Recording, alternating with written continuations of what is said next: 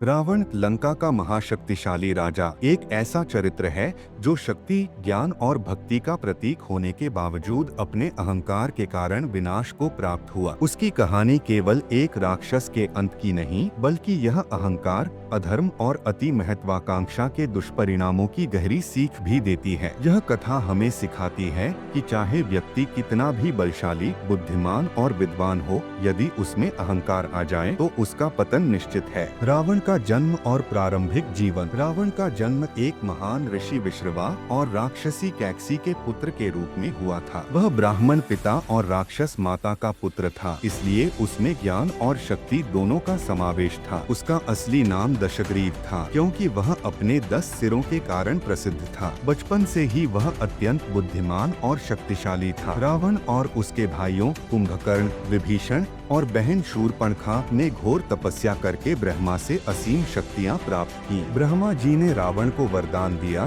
कि वह देवता, दानव, यक्ष और गंधर्वों द्वारा मारा नहीं जा सकता। लेकिन घमंड में आकर उसने यह नहीं सोचा कि कोई मनुष्य या वानर भी उसे मार सकता है। यही भूल उसके विनाश का कारण बनी। शक्ति और अहंकार का उदय। रावण ने अपनी शक्ति के बल पर पूरे संसार में आतंक मचा दिया। वह स्वर्ग तक जीतने चला गया और वहां के देवताओं को भी पराजित कर दिया। उसने कुबेर से पुष्पक विमान छीन लिया और सोने की लंका का निर्माण किया। उसकी लंका इतनी भव्य थी कि वह त्रिलोक में सबसे सुंदर और समृद्ध नगरी मानी जाती थी। लेकिन शक्ति और विजय के नशे में रावण का अहंकार बढ़ता गया। उसने कई गलत काम किए, जिनमें ऋषिमुनियों को परेशान करना और धर्म का अपमान करना शामिल था। उसने अपने भाई कुबेर को भी अपमानित किया और उसे लंका से निकाल दिया। माता सीता का हरण। रावण का सबसे बड़ा अपराध था माता सीता का अपहरण। जब उसकी बहन शूर्पणखा ने राम और लक्ष्मण से विवाह का प्रस्ताव रखा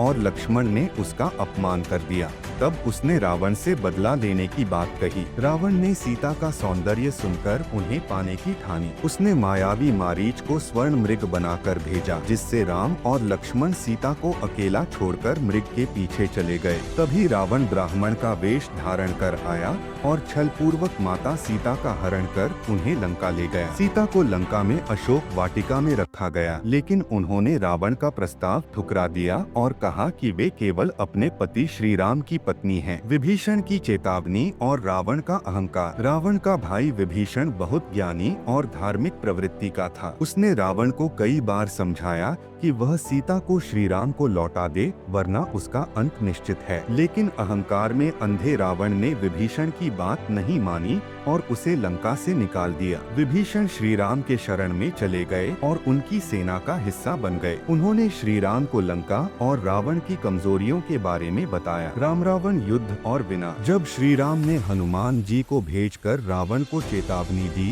तो भी उसने अहंकार में आकर युद्ध करना ही उचित समझा। राम की वानर सेना और रावण की राक्षस सेना के बीच भयंकर युद्ध हुआ। रावण के शक्तिशाली योद्धा मेघनाद, इंद्रजीत, कुंभकर्ण और अन्य राक्षस मारे गए। अंत में रावण और श्री राम का आमना सामना हुआ। रावण बार बार श्री राम के तीरों से घायल होता, लेकिन फिर से जीवित हो जाता। तब विभीषण ने श्री राम को बताया कि रावण की अमरता का रहस्य उसकी नाभि में है। श्री राम ने उसी स्थान पर तीर चलाया और रावण का अंत हो गया। मृत्यु से पहले की सीख। जब रावण मृत्यु शैया पर पड़ा था, तब श्री राम ने अपने छोटे भाई लक्ष्मण से कहा, लक्ष्मण जाओ और रावण से कुछ सीख लो। वह एक महान विद्वान है और उसके ज्ञान से हमें बहुत कुछ सीखने को मिल सकता है। लक्ष्मण रावण के पास गए और उनके पैरों के पास बैठकर ज्ञान प्राप्त किया। रावण ने उन्हें 3 महत्वपूर्ण बातें सिखाई। 1, अच्छे कार्यों को कभी भी टालना नहीं चाहिए, क्योंकि देर करने से सफलता हाथ से निकल सकती है।